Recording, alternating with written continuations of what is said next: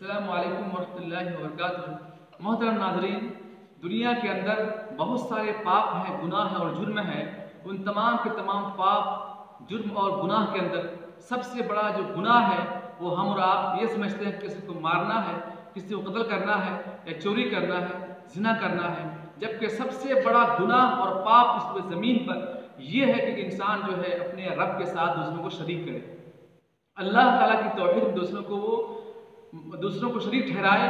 یہ سب سے بڑا گناہ ہے اور اس گناہ کا نام شرک ہے، اور اللہ تعالیٰ ایسے مشرکوں کو کبھی بھی معاف نہیں فرمائے گا۔ اللہ فرماتے ہیں سورہ مائدہ سورہ نمبر 5 آیت نمبر 72 کے اندر، اِنَّهُ مَن يُشْرِكْ بِاللَّهِ فَقَدْ حَرَّمَ اللَّهُ عَلَيْهِ الْجَنَّةَ۔ جس شخص نے اللہ کی توحید میں دوسروں کو شریک کیا یا وہ کرے گا تو اللہ رب العالمین مرنے کے بعد اس کے اوپر جہنم کا عذاب۔ چلو جنتی دروازے کے طواف لگا، جنتی دروازہ ہے خواجہ صاحب کا، جو دروازے سے نکلے گا وہ جنتی ہو جائے گا۔ خواجہ کی دعا ہے اس پہ، جو خواجہ کے جنتی دروازے سے گزرے گا اس کے تمام گناہ معاف ہو جائیں گے۔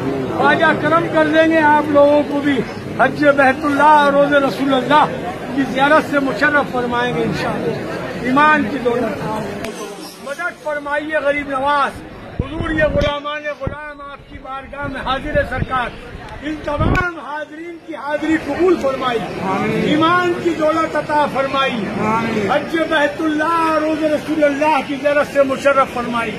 حضور یہ آپ کا دربار بھی چھوٹا حج ہے سرکار، چھوٹا مدینہ ہے سرکار، ان سب کا حج قبول فرمائیے۔ یہ سب جنتی دروازے کے طواف لگانے حاضر ہوئے ہیں، ان سب کی حاضریاں قبول فرمائیے، ان سب کی دلی تمناؤں کو پورا فرمائیے، مراد کو حاصل فرمائیے، یہاں آنے کا نیک صلہ عطا فرمائیے، ایمان کی دولت عطا فرمائیے، انہیں بار بار کامیابی کے ساتھ آپ کے در دولت پہ بلائیے۔ حضور جو نا اولاد ہے انہیں نیک صالح اولاد عطا فرمائیے، جو بیمار ہے انہیں شفا عطا فرمائیے۔ حضور جن کے گھروں میں